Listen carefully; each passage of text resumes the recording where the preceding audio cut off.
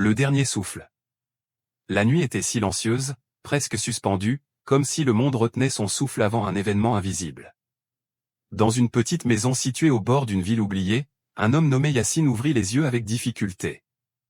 La lumière de la lune filtrait à travers les rideaux, dessinant sur le sol des formes qui ressemblaient à des vagues, comme si le monde matériel lui-même se mettait à trembler. Yacine avait toujours imaginé ces derniers instants comme un moment tumultueux, rempli de peur ou d'angoisse, mais ce n'était pas ainsi que les choses se déroulaient. Alors qu'il respirait faiblement, il sentit une étrange douceur l'envahir. Une chaleur subtile, presque bienveillante, se répandait dans son corps. Il savait que le moment était venu. Ses pensées se firent plus claires que jamais. Il repensa à sa jeunesse, aux choix qu'il avait faits, aux regrets qu'il portait, aux prières qu'il avait parfois négligées, puis reprises, comme un fil qu'on noue et dénoue au gré des tempêtes de la vie. Il pensa aussi aux visages aimés de sa mère, son père, ses enfants et à ces instants simples qui constituaient tout l'édifice d'une existence, un rire au bord d'une rivière, le parfum du pain chaud, les battements du cœur lorsque naît un nouveau rêve. Puis, il entendit un léger murmure. Au début, il crut que c'était le vent. Mais le son devint plus précis et doux, profond, presque mélodieux. Lorsque ses yeux se fermèrent, il eut l'impression qu'une porte venait de s'ouvrir. Une porte que seuls ceux qui franchissent la frontière de la vie et de la mort peuvent percevoir. Le passage. Il ne savait pas combien de temps avait passé entre son dernier souffle et cet instant où il se réveilla ailleurs. Il n'y avait pas de soleil, pas de lune. Pourtant, une lumière diffuse baignait l'espace, comme si l'air lui-même émettait une lueur paisible. Yacine se redressa, surpris par la légèreté de ses mouvements. Son corps n'était plus le même. Il regarda ses mains. Ses doigts, autrefois noués par les années et le travail, semblaient maintenant lisses et fermes. Il se leva en un seul mouvement, sans douleur, sans hésitation. Une vitalité nouvelle parcourait son être. Ce n'était pas seulement un regain d'énergie, c'était comme si son corps avait été entièrement purifié, débarrassé des faiblesses qui l'avaient accompagné toute sa vie. Autour de lui, une immensité s'étendait. Il n'y avait ni sol ni ciel. Tout semblait suspendu dans un espace d'attente. Un lieu intermédiaire, dépourvu du poids du monde matériel. Il n'était pas seul. Des silhouettes apparurent peu à peu, comme si elles se matérialisaient dans la lumière. Certaines semblaient perdues, d'autres calmes, certaines encore confondues ou émerveillées. Des enfants, des vieillards, des hommes et des femmes tous portaient le même air d'étonnement. Puis, une voix résonna, claire et profonde, sans venir de nulle part et de partout à la fois. C'est le début. Pèlerine de la terre, tu as quitté le monde. Maintenant commence l'attente de la résurrection. Yacine inspira, mais ce souffle ne ressemblait pas à celui qu'il prenait dans son ancienne vie. Il n'y avait ni air, ni besoin de respirer. C'était un réflexe de conscience, une transition entre deux réalités. La découverte du nouveau corps. Une brise invisible traversa cet espace céleste, et Yacine sentit quelque chose d'encore plus étrange, il n'avait plus faim, ni soif, ni fatigue. Son corps semblait construit d'une matière différente solide, mais légère, réelle, mais libérée des limites humaines. Il fit quelques pas et réalisa que ses jambes répondaient sans le moindre effort. Chaque mouvement était fluide, précis, parfaitement coordonné. Alors il regarda autour de lui, cherchant une explication. Un homme se tenait à quelques mètres. Il semblait avoir une cinquantaine d'années, mais son visage était éclairé d'une sérénité étonnante. « Où sommes-nous » demanda Yacine. L'homme leva les yeux vers lui et répondit avec douceur. « Nous sommes dans le barzakh, le monde intermédiaire. Entre la mort et la résurrection. Le temps ici ne ressemble à rien de ce que tu as connu. » Puis il ajouta, en observant Yacine avec un léger sourire. « Tu sens ton corps, n'est-ce pas? Il n'est pas encore celui de la résurrection, mais il n'est plus celui du monde. C'est un corps d'attente, un corps d'âme, façonné pour ce lieu. » Yacine toucha sa poitrine. Il n'y avait plus de battement de cœur. Pourtant, il se sentait vivant d'une vie différente, plus consciente, plus intense. « Est-ce que nous serons ressuscités comme cela » demanda-t-il. L'homme secoua la tête. « Non. Le corps de la résurrection est d'une autre nature. Ce que tu es maintenant n'est qu'un souffle entre deux mondes. » Yacine sentit un frisson parcourir son essence. le rappel. Soudain, une sorte de vibration parcourut le Barzac, comme une onde qui traversait un lac en silence. Les silhouettes autour de lui se turent. Toutes se tournèrent dans une même direction, comme si un événement invisible se produisait. Yacine sentit une présence s'approcher et puissante, mais apaisante. Une lumière plus intense apparut, et de cette lumière émergea une figure dont le visage restait voilé. « Ne crains rien, dit la voix. Tu es ici pour comprendre ce que sera ton corps lorsque tu seras ressuscité, le jour du jugement. Tu es ici pour apprendre ce que peu de vivants saisissent vraiment. » Yacine voulut poser une question, mais la figure leva une main et le silence l'imprégna. Le corps de la résurrection ne vieillira pas, ne tombera pas malade, ne connaîtra ni fatigue ni faiblesse. Il sera recréé, purifié, rendu parfait selon la justice et la vérité. Chaque être ressuscitera dans une forme qui reflète son histoire, ses actions, et ce qu'il a fait de la vie qui lui fut donnée. L'être de lumière se rapprocha, et soudain Yacine sentit autour de lui une série de visions se former, comme si le Barzac devenait un écran où les vérités se projetaient. Il vit un ancien roi tombant de son trône au jour dernier, son corps tremblant de peur malgré la puissance qu'il possédait autrefois.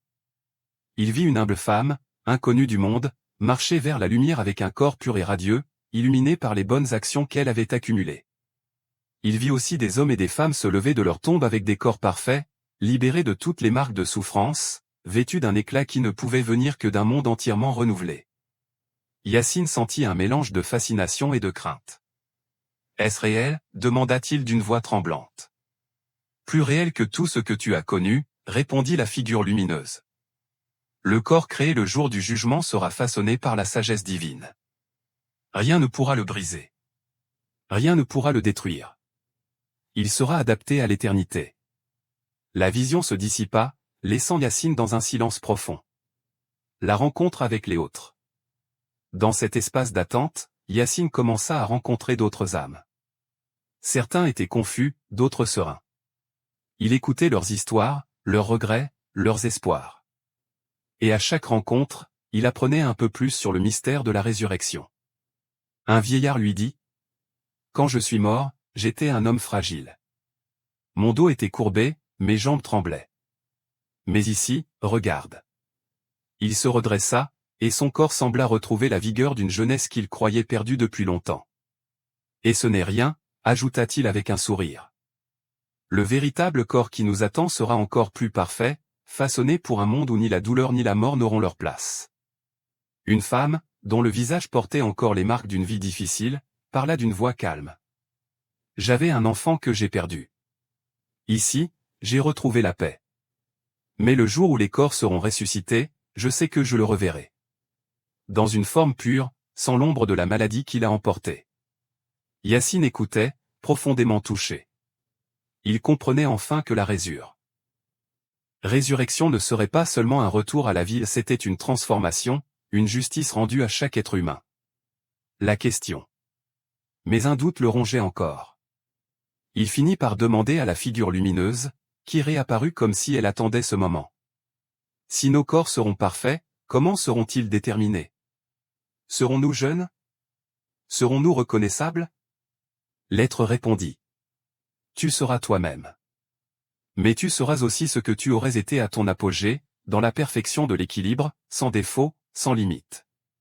Tu seras reconnu, et tu reconnaîtras. Car la résurrection n'efface pas l'identité, elle l'accomplit. » Puis, d'une voix plus grave. « Mais ceux dont les cœurs ont refusé la lumière verront aussi leur corps refléter leurs actes. Le jour du jugement n'est pas seulement un jour de beauté. C'est un jour de vérité. » Yacine sentit un poids dans son essence. Le Barzac semblait retenir son souffle. La fin de l'attente. La figure lumineuse s'éloigna lentement, laissant derrière elle une paix profonde et une tension inexplicable. « Ton heure viendra, dit-elle avant de disparaître. Et quand tu te lèveras de ta tombe, tu verras ton corps tel qu'il a été décidé pour toi. Prépare-toi à ce moment. Car il approche. » Yacine resta immobile, absorbé par une seule question qui tournait sans cesse dans son esprit. À quoi ressemblera-t-il, ce corps du jour du jugement ? La lumière autour de lui se fit plus intense, comme si une nouvelle face s'annonçait. Le Barzac frémissait, prêt à révéler encore davantage. Et l'histoire venait seulement de commencer. Les signes de l'éveil. Le Barzakh avait changé. Yacine ne savait pas comment le décrire autrement. L'espace qu'il avait accueilli avec douceur semblait maintenant vibrer d'une tension nouvelle, comme si une immense force s'activait en profondeur, invisible mais certaine. Les silhouettes autour de lui le ressentaient aussi, certaines étaient inquiètes, d'autres curieuses, quelques-unes profondément apeurées. Apeurées.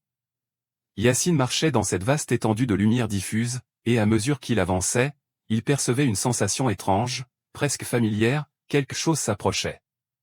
Un événement. Un tournant. Comme si une horloge cosmique venait d'annoncer que le prochain battement serait décisif. L'éveil des souvenirs. Depuis son arrivée dans le Barzakh, Yacine observait les fragments de sa vie revenir à lui avec une clarté troublante. Des scènes qu'il croyait avoir oubliées se rejouaient sous ses yeux, non pas comme des souvenirs flous, mais comme des réalités vivantes.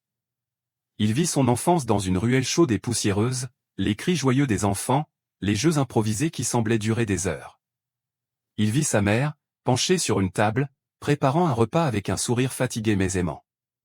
Il vit son père, sévère mais juste, lui enseignant les premiers gestes d'un métier, les premières valeurs d'un homme. Il vit ses jours d'espoir, ses jours de chute, ses nuits d'égarement, ses matins de sincère repentir. Ses visions n'étaient pas des jugements. C'étaient des rappels. Comme si le Barzakh voulait préparer son âme à ce qui allait suivre. Mais plus il voyait, plus une question s'enfonçait dans son esprit. Son corps ressuscité reflèterait-il la totalité de ses moments? Ses faiblesses? Ses forces? Ses zones d'ombre? Il serra les poings. Ce corps intermédiaire, léger et immatériel, ne répondait pas clairement à la question essentielle, à quoi ressemblerait-il, lui, lorsqu'il se lèverait de sa tombe au jour du jugement? Il n'eut pas le temps d'y réfléchir davantage. Une onde puissante traversa soudain le Barzakh. Le grand silence. Tout se figea. Les silhouettes, les murmures, même la lumière elle-même semblèrent s'arrêter. Il n'y avait plus de mouvement, plus d'écho, plus de souffle. Un silence absolu, inhumain, céleste, envahit tout. Un silence qui annonçait un bouleversement. Yacine sentit son être vibrer, non pas de peur, mais d'une intuition profonde, quelque chose venait de se produire dans le monde des vivants. Il ne savait pas quoi. Mais il savait que cela marquerait le début d'une nouvelle phase, un compte à rebours cosmique. Puis, une fissure lumineuse déchira l'horizon du Barzakh. Ce n'était pas un bruit, ni une explosion, c'était un effondrement de limites, une déchirure entre deux mondes. La figure lumineuse qui l'avait guidé auparavant réapparut. Mais cette fois, son halo n'était plus calme. Il brillait intensément, comme si une force immense l'entourait. Le monde a entendu le premier souffle, dit-elle. Le jour approche. Les signes ont commencé. Yacine sentit son essence se resserrer. Quel signe? La figure le fixa, même si son visage demeurait voilé. Les vivants ont vu ce qu'ils redoutaient. Et pour les morts, l'attente vient de changer. Le rassemblement des âmes. L'espace s'ouvrit soudain comme une grande plaine. Le Barzakh, autrefois étendu et dispersé, se réorganisait. Des milliers d'âmes convergèrent vers un point central, attirées par une force qu'aucune ne pouvait repousser. C'était comme une vallée immense où chaque être venait instinctivement trouver sa place. Pas de foule agitée, pas de chaos. Une organisation parfaite, silencieuse, presque vibrante. Yacine s'avança parmi eux. Il vit des visages qu'il connaissait, un oncle disparu depuis longtemps, un ami d'enfance mort prématurément, une femme âgée qu'il avait croisée une fois dans une mosquée. Tous semblaient surpris de se retrouver ainsi rassemblés, comme si chacun avait été appelé par son nom. Une voix résonna alors, infiniment puissante, douce mais irrésistible. Elle ne venait de nulle part, mais remplissait chaque parcelle du Barzakh. Ô âme, lève-vous et écoutez. Le temps de la terre touche à sa fin. La grande résurrection approche. Préparez-vous à ce que vos corps deviendront. Yacine sentit ses pensées s'embrouiller. Il y avait de la crainte, de l'émerveillement, de l'incertitude. La figue. La figure lumineuse s'approcha de lui. Tu comprends ce que cela signifie? Yacine hocha la tête, même si sa voix tremblait. Le monde des vivants est en train de disparaître? Pas encore, répondit la figure. Mais il s'effondre. Les grands événements se succèdent. Et chaque fois que l'un d'eux se produit, le Barzakh et ses habitants en ressentent l'écho. Yassine observa les milliers d'âmes autour de lui. Elles semblaient toutes ressentir la même chose, une attente brûlante, une tension qui ressemblait à un battement de cœur prêt à éclater. « Et nos corps ?» demanda-t-il. « Tu découvriras bientôt ce que tu dois savoir. » La vision des corps futurs. La figure lumineuse leva la main.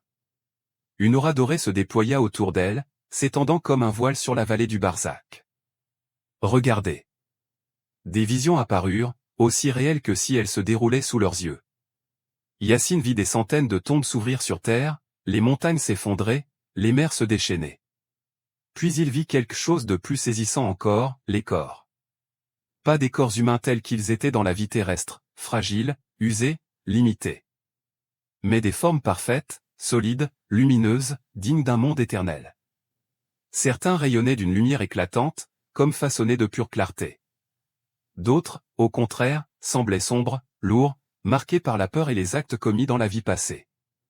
Yassine sentit son essence trembler. « Ce sont nos futurs corps ?» demanda-t-il. « Ce sont les premiers instants de la résurrection » répondit la figure. Puis elle ajouta. « Regarde de plus près. » Yassine observa l'une des formes lumineuses. Un homme qui se tenait debout, jeune, vigoureux, sans imperfection. Il reconnut vaguement ses traits, c'était un homme qu'il avait connu dans sa jeunesse. Un homme simple, discret, dont les actes de bonté étaient passés inaperçus aux yeux du monde. Puis il vit une autre forme, lourde et sombre. Un tyran, autrefois puissant, dont le visage était maintenant déformé par la terreur. La voix de la figure résonna. Le corps de la résurrection est façonné par les actes de la vie. Il n'est pas seulement une recréation physique, il est un miroir de l'âme, un témoin de la vérité. Yassine sentit un frisson glacé le traverser. « Et mon corps, à quoi ressemblera-t-il » La figure garda le silence un long moment. Puis elle répondit. « Tu ne peux le découvrir qu'au moment où tu seras ressuscité. Mais sache ceci, rien ne sera caché, rien ne sera oublié. La justice se reflétera dans chaque forme, chaque lumière, chaque ombre. » Yassine ferma les yeux. Il pensa à ses erreurs, à ses regrets, à ses actes de bonté sincère. Il pensa au moment où il avait failli, au jour où il avait essayé de se relever. Son futur corps serait-il lumineux? Serait-il lourd de honte? Ou quelque part entre les deux? Il ne savait pas. La transformation du Barzakh. Les visions disparurent brusquement. Le sol, ou plutôt ce qui faisait office de sol, se mit à trembler légèrement. Des courants d'énergie circulaient sous les pieds des âmes assemblées, comme si le Barzakh était lui-même en train de se transformer. La figure lumineuse expliqua. Le Barzakh se prépare au grand rassemblement. Bientôt, chaque âme sera appelée. Bientôt, vous quitterez ce monde intermédiaire. Yassine sentit une inquiétude monter. Que va-t-il nous arriver? Vous serez conduits vers vos tombes. Et lorsque l'ordre divin sera donné, vous serez recréés. Yassine recula d'un pas. Cette perspective, bien qu'annoncée, le saisissait d'une manière nouvelle, plus intime, plus profonde. La figure ajouta, d'un ton plus doux. Ne crains pas. Tu n'es pas seul. Chaque être vivant passera par ce moment. Et chacun trouvera son corps tel qu'il a été décrété pour lui. Le Préawak. La lumière du Barzakh s'assombrit soudain, comme si un nuage invisible venait de recouvrir une source éternelle. Un vent léger, un phénomène qu'aucune âme n'avait senti jusqu'ici, traversa la vallée. Et un murmure s'éleva, d'abord faible, puis grandissant. Le prééveil. Le prééveil commence. La figure lumineuse regarda Yassine. C'est l'avant-dernière étape. Le moment où chaque âme ressentira l'appel de son futur corps. Yassine déglutit. Cela signifie que... Oui. Le jour du jugement approche plus vite que tu ne le crois. Les âmes autour d'eux se mirent à frémir. Certaines pleuraient. D'autres riaient, comme libérées. D'autres encore restaient silencieuses, écrasées par l'intensité du moment. Yassine posa une main sur sa poitrine. Pour la première fois, son corps spirituel réagit comme un corps vivant, il tremblait. Un bruit lointain retentit, comme un souffle profond venant de l'intérieur de l'univers. La figure lumineuse dit. Prépare-toi, Yacine. Ce que tu vas vivre maintenant te rapprochera du mystère que tu cherches à comprendre. Le mystère de ton corps ressuscité. La lumière changea. Le vent s'intensifia. L'horizon s'ouvrit. Et Yacine comprit que le moment décisif arrivait. L'appel des tombes. Le barzakh n'était plus le même monde paisible et immobile dans lequel Yacine avait ouvert les yeux après sa mort. Il vibrait maintenant comme si une tension divine l'avait traversé, réveillant chaque particule de ce lieu intermédiaire.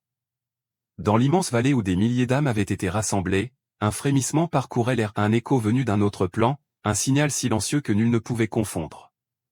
Le rapprochait. Yacine se tenait au milieu de la multitude.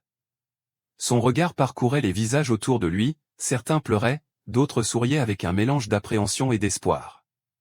Quelques-uns restaient suspendus dans une stupeur totale. Il ressentait en lui une pulsation étrange, comme si une force l'appelait, comme si un fil le reliait soudain à quelque chose de très lointain, quelque chose qu'il avait laissé derrière lui dans la vie terrestre. Une voix résonna dans le barzakh, grave, infinie, majestueuse. Les tombes s'éveillent.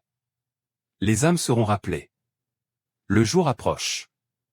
Un silence glacial suivit cette proclamation. Puis les premiers signes commencèrent. La vibration des âmes. À mesure que les instants passaient, les âmes autour de Yacine commencèrent à ressentir un appel, une direction, une force qui tirait doucement vers un ailleurs. Elles levaient les yeux vers le ciel du barzakh, comme si un lien invisible venait de se tendre entre elles et un point précis du monde qu'elles avaient quitté. Yacine sentit soudain ce même lien. Une traction légère d'abord, puis plus insistante. Comme un souffle qui l'appellerait par son nom. Il porta la main à sa poitrine. Ce n'était pas une douleur, il n'y en avait jamais dans le barzakh, mais une sensation profonde, comme si son essence répondait à un ordre supérieur. Autour de lui, la figure lumineuse réapparut, plus intense encore qu'auparavant, comme irradiée par les changements qui déferlaient dans les mondes invisibles. « Tu ressens l'appel » dit-elle. « Oui » répondit Yacine, la voix tremblante. « Qu'est-ce que c'est » ? « C'est ton lien avec ta tombe. Rien n'y est mort, Yacine. Ni la matière ni la mémoire. Ce lieu t'attend depuis ton dernier souffle. » Yacine déglutit. « Je pensais que les tombes n'étaient que poussière. » La figure secoua doucement la tête. « Pour les vivants, oui. Mais pour toi, elles sont un point d'origine. Le corps de la résurrection sera recréé à partir de ce qui fut, de ce qui a été écrit, de ce qui a été voulu. » Puis, d'une voix plus grave. « Et maintenant, l'ordre est donné, chaque âme doit revenir à son lieu d'enterrement. » La grande convocation a commencé. Une vague d'émotion traversa le rassemblement. Certains tombèrent à genoux, d'autres s'agrippèrent à ce qui les entourait, comme si ce monde de lumière allait soudain disparaître. Yacine, lui, resta immobile. Il sentait son âme tirer dans une direction précise, irrésistible. Il comprit que, tôt ou tard, il devrait suivre cet appel. La révélation des corps. La figure lumineuse leva alors la main, et une série de visions se déploya devant les âmes rassemblées. Ce n'étaient plus les corps parfaits ou déformés qu'ils avaient aperçus la dernière fois. C'était quelque chose de plus intime, de plus troublant. La reconstruction du corps humain, telle qu'elle se produirait au moment de la résurrection. Yacine vit des particules se rassembler, des fragments se reformer, des poussières de terre vibrer et s'élever. Il vit des os se recomposer, des chairs renaître, des formes se redessiner comme façonnées par une main invisible. Chaque corps apparaissait d'abord comme une silhouette floue, puis une structure solide. Certains scintillaient, d'autres semblaient lourds, presque opaques. La figure lumineuse expliqua. Le corps de la résurrection n'est ni celui du barzakh ni celui de la vie terrestre. Il est créé pour durer, pour témoigner, pour porter la vérité. Elle montra une forme lumineuse. Celui-ci porte la lumière de la sincérité, de la bonté discrète, des prières secrètes. Puis une autre, sombre et pesante. Celui-ci porte le poids des injustices, de la cruauté, des mensonges entretenus toute une vie. Yacine frissonna. « Et le mien » murmura-t-il. La figure répondit sans le regarder. « Tu le verras au moment où la terre s'ouvrira pour toi. Pas avant. » Cette réponse l'inquiéta. Mais il comprit que nul ne pouvait y échapper. Le déchirement du Barzakh. Soudain, le sol invisible du Barzakh se fissura. Pas comme une véritable terre, mais comme un tissu énergétique qui se déchirait sous une pression immense. Une onde de lumière ascensionnelle traversa la vallée. Les âmes commencèrent à léviter légèrement, comme aspirées vers une hauteur céleste. Certaines poussèrent des cris. Non pas de douleur, mais de stupeur totale. Yassine sentit son essence s'élever. Il voulut résister, par instinct, mais il réalisa qu'il ne le pouvait pas. « Que m'arrive-t-il » demanda Tei. Demanda-t-il à la figure lumineuse. « Tu es appelé » répondit-elle calmement. « L'ordre est donné, que chaque âme rejoigne sa tombe, pour y attendre son réveil. » Yassine sentit une bouffée de panique. « Est-ce que cela signifie que, je vais retourner dans mon corps terrestre ? » « Tu vas revenir à ton lieu terrestre, oui. Mais pas dans ton corps mort. Tu seras dans l'attente, dans une veille si profonde que le temps n'aura plus de sens. » Et ensuite ? La figure lumineuse répondit d'une voix grave. « Ensuite, le monde se déchirera. Le premier souffle de la trompe sera entendu. Et lorsque le second retentira, ton corps sera recréé sous tes yeux. » Yassine sentit un vertige. C'était réel. C'était imminent. Les ombres de la terre. Alors qu'il était tiré vers l'inéluctable, Yassine vit sous lui quelque chose qui le fit frémir. Une vision de la terre. Pas telle qu'il l'avait connue. Mais une terre bouleversée, déformée, engloutie par des catastrophes immenses. Il vit des villes s'effondrer. Des montagnes se disloquer. Des océans se déchaîner. Le ciel entier se pliait sous l'ordre du Tout-Puissant. Des foules de vivants couraient, imploraient, criaient, tentaient de se cacher. Mais Yassine savait déjà. Nul ne pouvait échapper à ce moment. C'est le début de la fin, dit la figure lumineuse. Yassine avait du mal à respirer. Non par manque d'oxygène, mais par une peur qui transperçait même son corps spirituel. Ils ont peur, dit-il. Oui. Car ils savent que ce qu'ils ont nié toute leur vie se tient maintenant devant eux. La figure ajouta. Et toi, Yassine, bientôt, tu verras ton propre réveil. La descente vers la tombe. L'appel devint soudain irrésistible. Yassine sentit qu'il chutait, non pas comme un corps tombe, mais comme une lumière retourne à son foyer. Il traversa les voiles du Barzakh, le tissu des mondes, les couches invisibles qui séparaient l'âme du lieu physique où son corps reposait depuis tant d'années. Il sentit la fraîcheur du sol. Il sentit les ténèbres environnant. Il sentit la présence de la tombe silencieuse, immobile, patiente. Il était revenu. Devant lui, une forme sombre se tenait. Un espace étroit, sans odeur, sans air, mais étrangement familier. « C'est ma tombe » murmura Yassine. La figure lumineuse, qui l'avait suivi jusque-là, se tenait au-dessus de lui, comme suspendue. « Oui. Et c'est ici que tu attendras l'ordre final. Lorsque la trompe retentira, le monde sera transformé. Et alors, ta résurrection commencera. » Yassine observa la tombe. Son ancien corps n'était nulle part, il n'y avait que tranquillité. Comme si la matière s'était dissoute dans le temps. Et c'est ici que, mon futur corps apparaîtra ? Exactement. La terre connaît ton nom, ta forme, ton histoire. Rien n'a été oublié. Yassine sentit une angoisse profonde, suivie d'une immense sérénité. « Est-ce que, j'aurais peur » demanda-t-il. La figure prit un ton apaisant. Chaque âme tremblera à son réveil. Mais certaines se lèveront dans la lumière, d'autres dans la confusion. Ce qui t'attend dépendra de ce que tu as laissé derrière toi. Elle posa une main lumineuse sur son épaule. Prépare-toi, Yassine. Car ta prochaine vision sera celle de ton propre corps. Au moment de la résurrection. Puis elle disparut. L'attente. Le silence de la tombe n'avait rien de pesant. C'était un silence cosmique, profond, transcendant. Le temps n'y existait pas. Il pouvait s'agir de secondes ou de millénaires. Yassine resta là, suspendu entre l'être et le devenir. Un dernier murmure lui parvint. La prochaine fois que tu ouvriras les yeux, le monde aura disparu. Et ton corps sera recréé. Une lueur faible apparut. Une vibration souterraine commença. Le sol se mit à trembler. Yassine comprit que le moment était arrivé. La résurrection s'approchait. Le retour vers la lumière éternelle. Le vent céleste soufflait doucement sur l'immense plaine de la résurrection, mais ce vent n'avait rien de terrestre, il ne provenait d'aucune direction, il ne portait ni poussière ni souffle chaud. Il était comme une caresse lumineuse, un murmure venu d'un monde qui dépassait la compréhension humaine. Adam, toujours émerveillé, marchait désormais aux côtés du narrateur, son pas ferme et sa stature imposante contrastant avec la finesse tranquille de l'homme qui venait à peine de comprendre le mystère de son propre corps ressuscité. Ils avançaient, comme tous les autres êtres humains, vers une lumière qui ne ressemblait à aucune lumière visible auparavant.